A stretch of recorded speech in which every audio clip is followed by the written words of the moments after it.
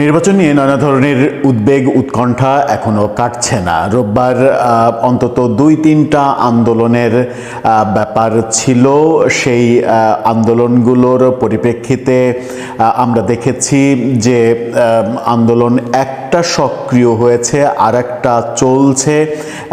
ছাত্রদের আন্দোলন, অর্থাৎ ওসমান হাদির হত্যাকাণ্ডের বিচার চেয়ে ছাত্ররা আবার নামার চেষ্টা করেছিল, কিন্তু তাদের ওপরে চড়াও হয়েছিল পুলিশ রাজধানীতে।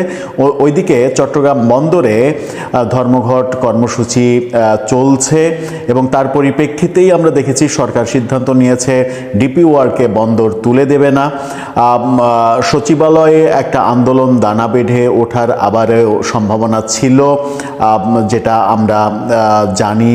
সেটা হচ্ছে সরকারি কর্মকর্তা কর্মচারীদের পে স্কেল দেওয়ার ঘটনাকে কেন্দ্র করে, এবং সেখানে অনেকেই পেছন থেকে ইন্ধন দিচ্ছে এরকম খবর শোনা যাচ্ছিল।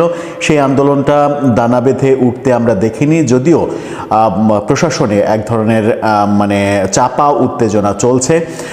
সেরকম একটা মুহূর্তেই নিরাপত্তা নিয়ে উদ্বেগের একটা প্রশ্নে আমাদের স্বরাষ্ট্র উপদেষ্টা তিনি জানালেন যে ভারতীয় সীমান্তে প্রয়োজনীয় হলে সেনাবাহিনী পাঠানো হবে। হঠাৎ করে নির্বাচনের মধ্যে ভারতীয় সীমান্তে সেনাবাহিনী পাঠানোর প্রয়োজন হলো কেন?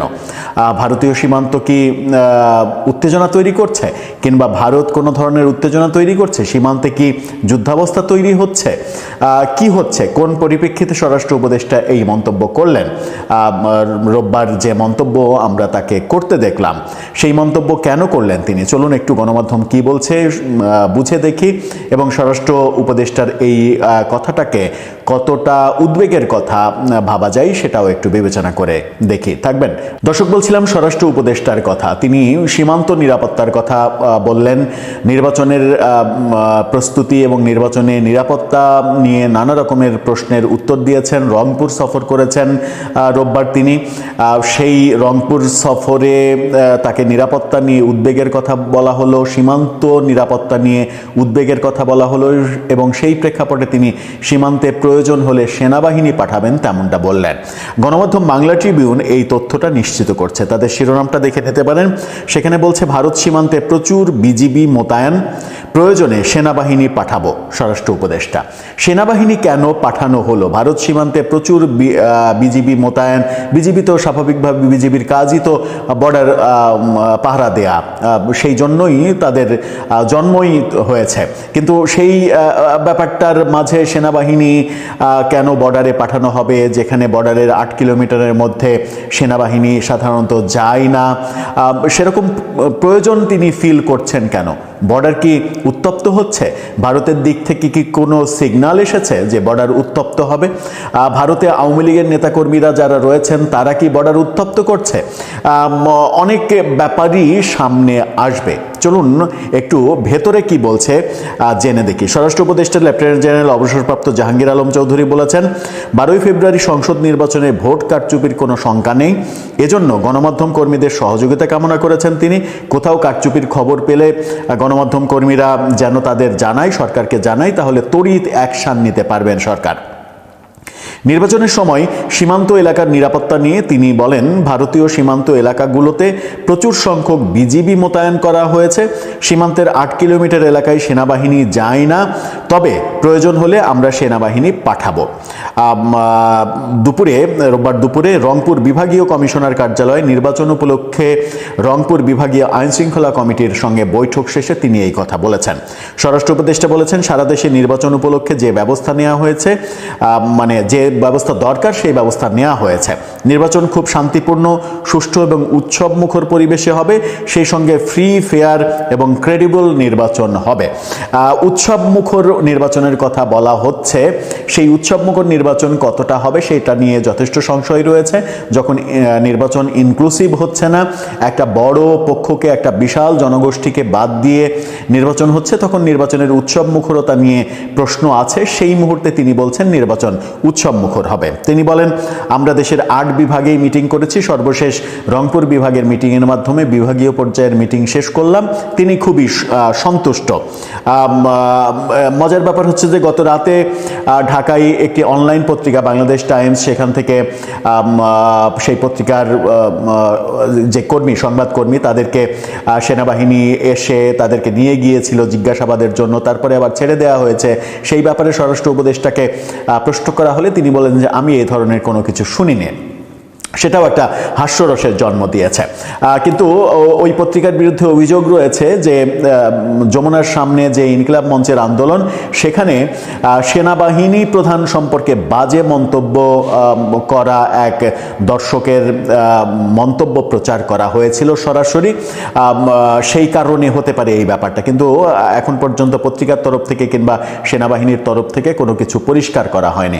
রাতেই সাংবাদিকদের আবার পৌঁছে দেওয়া হয় তাদের অফিসে, এই ব্যাপারটা আমরা দেখেছি। কিন্তু এই ব্যাপারে অবশ্যই আমাদের সবারই সচেতন থাকা উচিত যে সেনাবাহিনী প্রধান, সেনাবাহিনী এই বিষয়, সেন্সিটিভ বিষয় নিয়ে যদি কেউ বিষোদ্গার করতে চায় বাংলাদেশের নাগরিক, সেই ক্ষেত্রে অবশ্যই সেই ব্যাপারটা আমাদেরকে খুবই শক্তভাবে মোকাবেলা করা উচিত, যেন আমাদের গর্বের জায়গা সেনাবাহিনীকে বিতর্কিত করার চেষ্টা না করতে পারে কেউ। সেই আলোচনায় যেতে চায় না, মূলত স্বরাষ্ট্র উপদেষ্টার কথার আলোচনাতেই থাকতে চাই। তিনি বলছেন সীমান্তে প্রয়োজন হলে সেই সেনাবাহিনীকেই পাঠাবেন।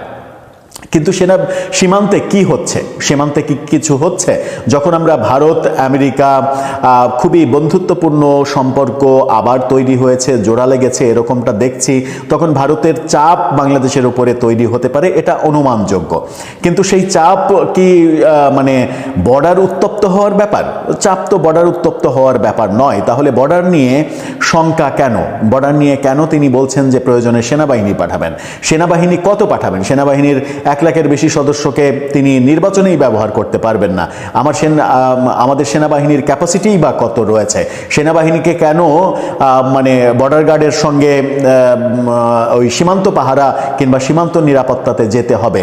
এই ব্যাপারগুলো, এই মন্তব্যগুলো এক ধরনের উদ্বেগ তৈরি করে, মানুষের মধ্যে একটা আতঙ্ক তৈরি করে যে মানে বর্ডারে বিজিবি থাকা সত্ত্বেও সেনাবাহিনী পাঠাতে চাইছেন স্বরাষ্ট্র উপদেষ্টা। আমার মনে হয় যে মন্ত্রী উপদেষ্টাদের এই মন্তব্য করার ক্ষেত্রে আরও বেশি সতর্ক হওয়া উচিত, কারণ তার এই মন্তব্য একটা আতঙ্ক যদি তৈরি করে, মানুষ যদি আতঙ্কিত হয়ে পড়ে, তাহলে সেটা সাধারণ নাগরিকের ক্ষতি, দেশের ক্ষতি। সেই ব্যাপারটা তিনি যদি খেয়াল না রাখেন, মানে নিজের ইচ্ছা মতো যখন যা মনে আসে তখন তাই বলবেন, তিনি বলবেন মব বলে বাংলাদেশে কিছু নেই, তিনি বলবেন গত রাতে সংবাদপত্রের যে ঘটনা, সেই ঘটনা সম্পর্কে তিনি কিছুই জানেন না, শুনেনইনি, এই ব্যাপারগুলো হাস্যরসের সৃষ্টি করে। পাশাপাশি সেনাবাহিনী সম্পর্কে এই ধরনের কথা বললে সেটা এক ধরনের আতঙ্কের পরিবেশ তৈরি হয়। সেই আতঙ্কের মধ্যে নির্বাচনের ঠিক 2 দিন 3 দিন আগে জনগণকে ফেলা, সেটা কতটা উচিত হচ্ছে, কতটা অনুচিত হচ্ছে, সেই প্রশ্ন আসবে। নাকি সত্যি বর্ডারে কোনো আতঙ্কের পরিবেশ তৈরি হচ্ছে, যেটা আমরা বুঝতে পারছি না, স্বরাষ্ট্র উপদেষ্টা ঠিকই বুঝতে পারছেন। দর্শক, আপনার কি মনে হয়? ভারত যে কেবল মাঠের খেলায় পারদর্শী তা কিন্তু নয়। ভারত দেখি কূটনীতির খেলায় মাঠের খেলাকেও ছাপিয়ে গিয়েছে। বর্তমান সময়ে আপনারা দেখছেন, খেলা হলেই কাপ ভারতের ঘরে, খেলা হলেই কাপ ভারতের ঘরে। এখন আপনারা জানেন, বাংলাদেশকে ঘিরে রাজনৈতিক অস্থিতিশীলতা, নির্বাচনকে ঘিরে অস্থিতিশীলতা, জঙ্গিবাদকে ঘিরে অস্থিতিশীলতা, মানে একটা চরম লেভেলে পৌঁছাইছে। এবং মার্কিন যুক্তরাষ্ট্র আর জাতিসংঘকে নিয়ে বর্তমান সময়ে দেশের যে সরকার আছে তারা অনেক খ্বব দেখেছিলেন, অনেক স্বপ্ন দেখেছিলেন, কিন্তু সেই স্বপ্ন শেষ মুহূর্তে, সরকারের শেষ সময় এসে দুঃস্বপ্ন, নাইটমার হয়ে যাবে। এটা তো হয়তোবা ডক্টর ইউনূস বুঝতে পারে নাই যে ভারত এভাবে খেলাটা একেবারে গেমটা চেঞ্জ করে ফেলবে, অর্থাৎ খেলাটা একেবারে উল্টে পাল্টে মানে দবানি চটকানির মতো করে ফেলবে।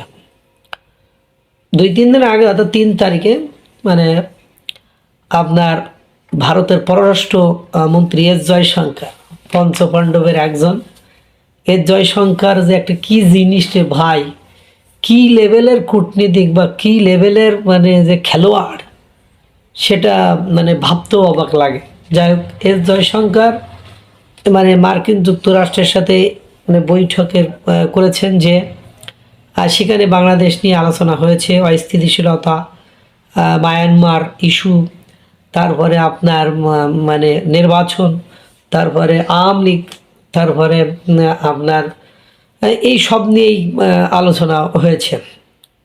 সেক্ষেত্রে স্ট্যান্ড কার কী হবে, কে কী ভূমিকা পালন করবে, মার্কিন যুক্তরাষ্ট্রের ভূমিকা কী, মার্কিন যুক্তরাষ্ট্র সেক্ষেত্রে কি কি মানে সাহায্য সহযোগিতা করতে পারে, এবং মানে মার্কিন যুক্তরাষ্ট্রের সাথে ব্যবসা বাণিজ্য পলিসি। এবং আপনারা জানেন যে আরাকান আর্মিকে বাংলাদেশ থেকে বাংলাদেশ সাহায্য করতে চেয়েছিল অস্ত্রশস্ত্র দিয়ে মার্কিন যুক্তরাষ্ট্র। এটা নিয়ে মানবিক করিডোর টোর দেওয়া অনেক মানে কথাবার্তা উঠেছিল এবং অনেকটাই এটা নিয়েও আন্দোলনও হয়েছে আপনারা জানেন বাংলাদেশের। এবং এটা সরকারের ডক্টর খলিলুর রহমানও একরকম গেম খেলতে চেয়েছিল, কিন্তু দুর্ভাগ্য হলো সত্য যে আপনার মার্কিন যুক্তরাষ্ট্র বাণিজ্য চুক্তি করলো ভারতের সাথে, শুল্ক কমিয়ে দিল, এবং এই সব কিছুর ফলে এখন পুরোটাই মার্কিন যুক্তরাষ্ট্র বাংলাদেশ থেকে মুখ ফিরিয়ে নিয়েছে। মানবিক করিডোর তো দূরের কথা, এখন যেটা শেষ পর্যন্ত দেখা গিয়েছে ভারতের সাওয়াটে, আমি প্রায় বলি ইন্দো প্যাসিফিক অঞ্চলে অর্থাৎ ভারত দক্ষিণ এশিয়া মহাদেশে আপনার মার্কিন যুক্তরাষ্ট্র তার ডোনাল্ড ট্রাম্পের রাষ্ট্র ভারতের চোখেই দেখে, অর্থাৎ ভারত যেটা দেখে ওরাও সেটা দেখে, ভারত যেটা করতে চায় ওরাই সেটা করবে, এটাই বাস্তবতা। নইলে এই অঞ্চলের যে মোড়লগিরি, দাদাগিরি, আধিপত্য, কর্তৃত্ব, এগুলো আপনার মার্কিন যুক্তরাষ্ট্রের হারাতে হবে। সুতরাং সর্বশেষ পররাষ্ট্রমন্ত্রী এস জয়শঙ্কর, মার্কো রুবিও, তাদের সাথে ঊর্ধ্বতন কর্মকর্তা কর্মচারী এবং রাজনৈতিক ব্যক্তিদের ভেতরে আপনার মার্কিন যুক্তরাষ্ট্রে যেই নিউ ইয়র্কে যেই কথাবার্তা হয়েছে। এর পাশাপাশি যেহেতু বাংলাদেশের ইস্যু, বাংলাদেশের থাকা মার্কিন রাষ্ট্রদূত, তারপরে ভারতের প্রণয় ভার্মা, এদের বৈঠক হয়েছে, দীর্ঘক্ষণ আলাপ আলোচনা কথাবার্তা হয়েছে। সেই কথাবার্তায় আপনার তারেক রহমান, বিএনপির তারেক রহমান, জুবাইদা রহমান এবং জাইমা মানে তারেক রহমানের মেয়ে, তাদেরকে সেখানে ডাকা হয় এবং তাদের সাথে দীর্ঘ আলাপ আলোচনা হয়। সেখানে হয়তোবা বাংলাদেশের রাজনৈতিক অস্থিতিশীলতা, নির্বাচন কেন্দ্রিক অস্থিতিশীলতা, তারপরে জঙ্গিবাদ ইস্যু এবং ক্ষমতা গ্রহণের পরে পরবর্তীতে স্ট্যান্ড কী হবে, এবং পাশাপাশি আপনারা জানেন মার্কিন যুক্তরাষ্ট্র সহ ভারতে মানে থাকা আওয়ামী লীগের নেতাকর্মীরা কেমন দেখেন মিডিয়ার সামনে এসে সংবাদ সম্মেলন করছে, তারা বিভিন্ন লবিস্ট মানে থেকে যোগাযোগ করার চেষ্টা করেছে, সেটাও আপনারা দেখেছেন। সব কিছু মিলায় একটা সামারাইজ হয়েছে এবং মানবিক করিডোর মানে মাধ্যমে আপনার আরাকান আর্মিদের যে সাহায্য সহযোগিতা বাংলাদেশের ভেতর দিয়ে মার্কিন যুক্তরাষ্ট্র আরাকান আর্মিদেরকে করতে চেয়েছিল, সেটা রুট মার্কিন যুক্তরাষ্ট্র চেঞ্জ করে আপনার সেইটা নিয়ে গেছে ভারতের অঞ্চল দিয়ে, অর্থাৎ ভারত দিয়ে ঢুকেই সেই সাহায্য সহযোগিতা করবে।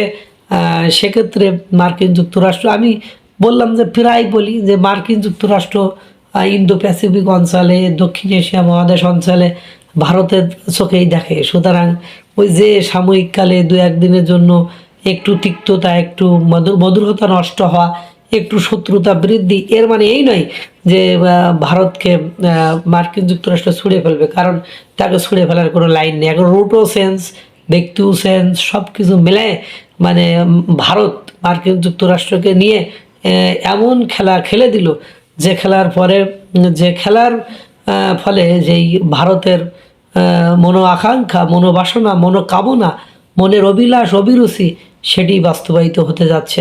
আল্লাহ তাআলা সকলকে ভালো রাখুক, সুস্থ রাখুক। আসসালামু আলাইকুম ওয়া রাহমাতুল্লাহ।